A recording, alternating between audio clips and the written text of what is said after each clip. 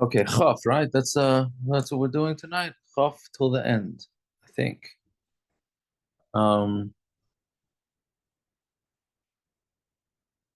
yeah, Chaf till the end.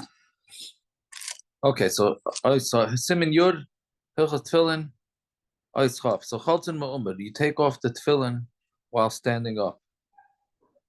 Although some Svardim that put the tefillin on sitting down, also some of them sit down too.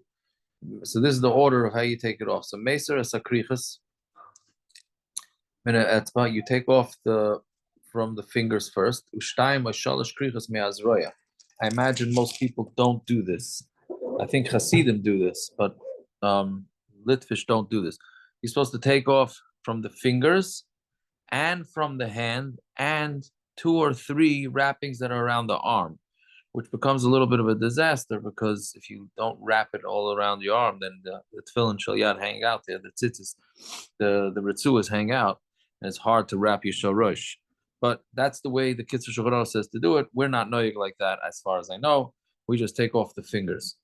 Then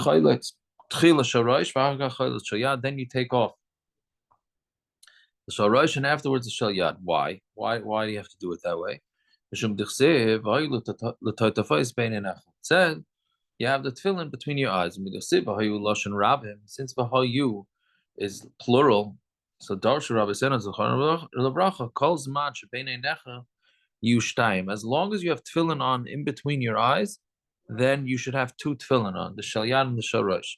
Manichin tchila shalyad. First you put on the shalyad, v'chaltzin tchila shorosh, and you take the shorosh off first. Meaning, shekolz man sheyesh alav shorosh. Whenever you have your shorosh on, tiyeh alav gam shalyad. You also have the shel yad has to be on. Meaning, one is not allowed to have the tefillin shel rosh on unless he also has the tefillin shel yad on. Obviously, if the person can't put on the tefillin shel yad, like we discussed yesterday, then he just puts on the shel rosh. But if you're having both of them on, you cannot have the tefillin shel rosh on without the tefillin shel yad. V'yesh lachlet shel rosh biyad small, and you're supposed to take off the shel rosh with the left hand.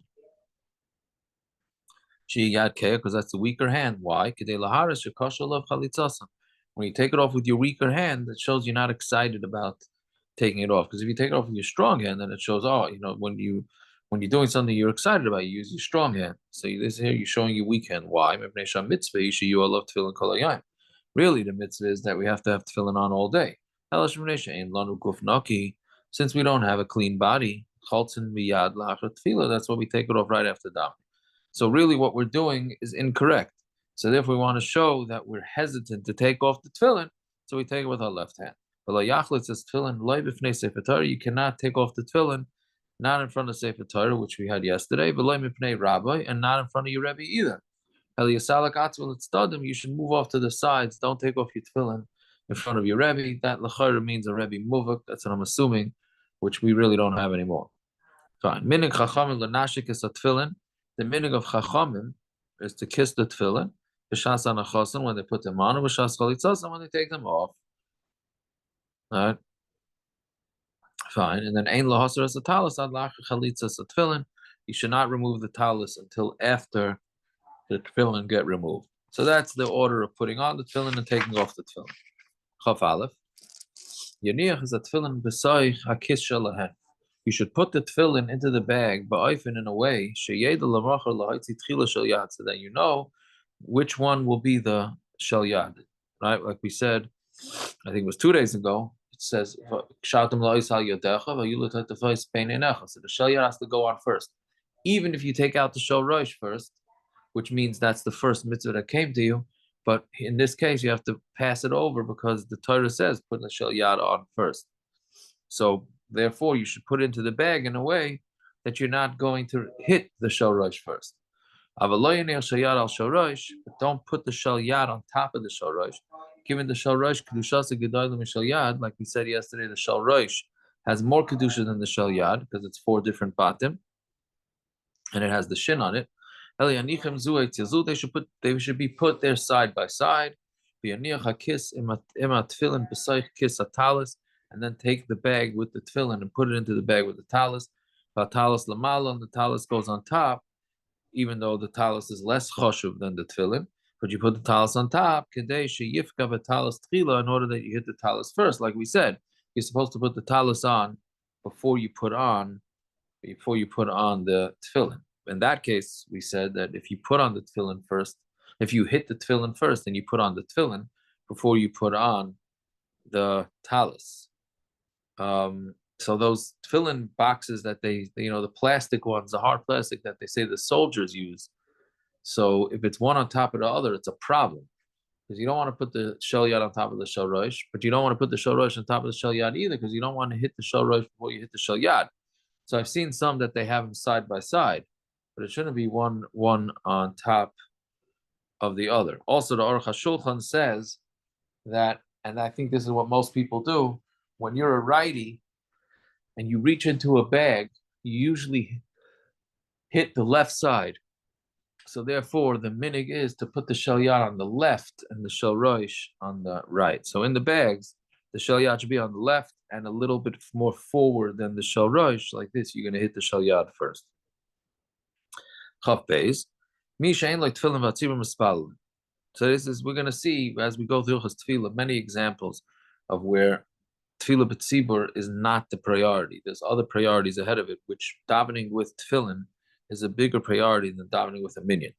So it says, Misha ain't like tefillin v'atzibur mispalin. Let's say somebody who doesn't have tefillin, and the tzibur is davening. Mutav she is akiv ad la'achar tefillah satzibur. It's better to wait until after the tzibur is finished davening. Lisha like tefillin me'achar to borrow tefillin from somebody else. Kadesh yikra kriya shema v'yispal shmanaseh b'tefillin. So you should say kriya shema and shmanaseh with tefillin. Mimashi yispal l'matzibur b'lai tefillin. So it's better yichidus with talis and tefillin than a minyan without. Oh, Misha Misyar Shema Yavers Man Kriya Shema Achim to tefillin, but let's say you're scared. That's man Kriya Shema is going to pass before you find the tefillin, so then Kara Kriya Shema below tefillin, then say Kriya Shema without the tefillin. Then Misyar Shema Yavar Gam Zman Tefillah, and if you're worried that Zman Tefillah is going to pass, so then Mispala Gam Kain, you have to also daven b'yechidus without talis and tefillin, right? Even talis and tefillin, which we're telling you not to daven with a minyan, right? Meaning it's so important, making Zman Tefillah, that even though we normally tell you not to daven with a minyan if you're not going to have talis and tefillin, but if you're going to miss Zman Tefillah, then daven without the talis and tefillin, right? Because tefillin, and then when you find the tefillin, yanichim bebrachas, you put it on with brachas, v'yamer behem eza mizmor, or yispalim him minchas, then say some sort of mizmor. He doesn't say to say Kriya Shema. Minig ha-yeshivas, minig of the guys that wake up late, is they put on the tefillin and they read Kriya Shema and then they daven mincha with them. Aval, Laila loves man tefillin. Laila's night is not as man tefillin, but also l'nicham b'Laila, you are not allowed to put tefillin on at night. To practice, the poskim say that you could put on at night. Ben hashmashas l'chayra, you should put on the tefillin, but don't put it on with a bracha. Mutter likach tefillin shechavere gam shaloi b'yasai, like the same thing we said by talis. It's mutter to take the tefillin of your friend even without him knowing. Lo nichon ulevarach aleim, to put them on and to make a bracha. Kama shekasavti b'simin shel fnei sifyud aleph linyan talis. Fine. Chav gimel tefillin tzrichin guf naki. Tefillin needs to have a clean body. Tzrichin lizar shaloi lafiach behem. You have to be very careful not to have gas when you're in tefillin. Now he brings here in the footnote from the Butchacha that it's actually worse to have gas in your tefillin than if your tefillin fall on the floor. Now, I think that's something that many people are not aware of, how grave it is. And he says the same way you fast if tefillin fall on the floor, at least officially, we said yesterday or 2 days ago that we give tzedakah instead. But then he says you should also fast if by mistake you have gas in the tefillin. So it's a majorly important thing. Fine. A choyle that has intestinal issues, even if he's not having pain, patum in a tefillin, he's patum in a tefillin. Why? Because he's not able to keep himself clean properly. If he knows that he'll be able to stay clean, let's say his stomach stops hurting him and he goes to the bathroom and he knows he has like a 10-15 minute window or whatever amount of time he has, then he can, if he could slide it in there to daven Kriya Shema and Shemona Esrei, then he should. But any other chayla in mitzvah, this is a very important musar about putting on tefillin.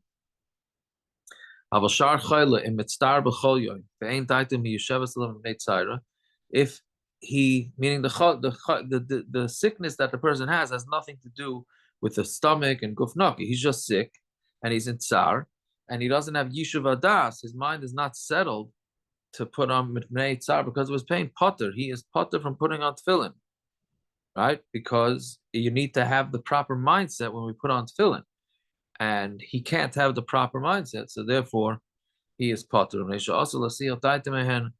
you're not allowed to be masiyach das from the tefillin, like we've been saying, which is pretty scary because, I don't know, whatever. I'm not going to, I'll tiftach peh, whatever, not to be makatrik, but it's very difficult to keep that in mind. And if not, meaning if he's not so in pain, then he's chayiv to put on the tefillin. My father's just a quick story, was once in Rabbi Freifeld's house before when he was davening, because he was a chayla for many years of his life, and he was just standing there holding his tefillin and not putting them on. And my father asked him, like, what are you doing? And he said, I'm not besimcha, so I have to wait until my mind settles and I'm in besimcha, then I could put on my tefillin. That's the way we have to, we should never know from this, but we have to make sure that we approach putting on tefillin with the proper mindset, literally and figuratively. A katan who knows how to make sure he's not going to have gas, etc. His father is chayiv to buy him tefillin. Now, this doesn't say an age, so it could even be from age 9 or 10, depending on the kid. But nowadays the minig is he says the Kitzur says 2 or 3 months. Before he's 13. Obviously, as everybody knows, most have the minig for a month. Some Hasidim have even the day before. Some have only on that day. Okay, everybody with their minig. But again, the ikr din though is once the kid is mature enough to put on his tefillin properly, then he's got to really ikr din put it on even well before his bar mitzvah. But again, a quote from Rabbi Freifeld, I guess it'll be Rabbi Freifeld tonight. He says that he said back then, in his days, he thinks the age of chinuch is about 16. Right? If he was up to him, he'd push up the bar mitzvahs from 13 to 16. And I think he would only see what nowadays is going on. I think he would even move it up higher. Okay, putting on tefillin and cholamayid, yesh machlokes apaiskim. There's a machlokes apaiskim v'chilukim and hagim yesh mekayim shachzul kedas apaiskim shaloy lanichan. That's the majority of people. Most that they don't put on tefillin. Yesh mekayim shnaigin kedas apaiskim lanichan. And some say to put them on el shem evarchan aleim b'kol ram. You don't make a brach on it loud b'tzak knesses. Kimoi shar yimais hashana, like other days of the year. V'yesh naigin lanichan b'loy brachas.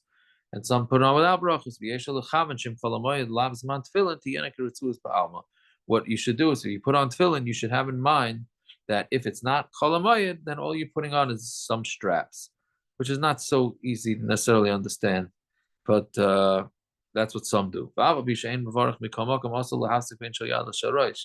He repeated this. He said this a couple of days ago, that even though the reason why you don't talk between the shalyad and the sharosh is because you made brachas, you don't want to be mafsik. So on Chol Hamoed, if you're not making brachas, you should be able to be mafsik. He said, no, you cannot be mafsik. Achla Kaddish Kedusha Yafsik. If you're running late and they're saying Kaddish Kedusha, then you should be mafsik.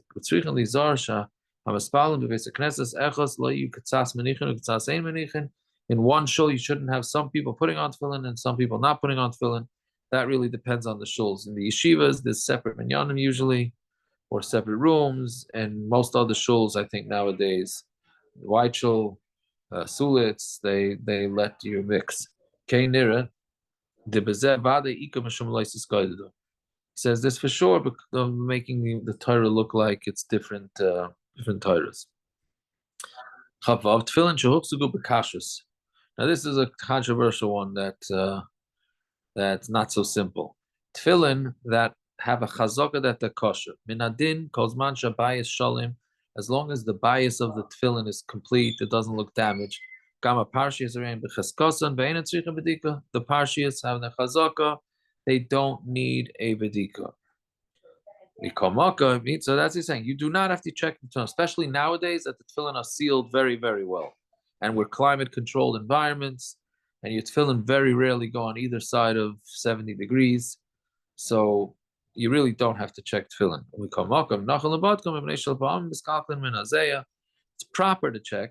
He's just saying it's proper to check them, because sometimes from sweat, but if you'd only put on the tefillin sometimes, right, then that's when the Shulchan Aruch says you need to check it twice in 7 years. That's what that's referring to. Because afraid maybe it decayed.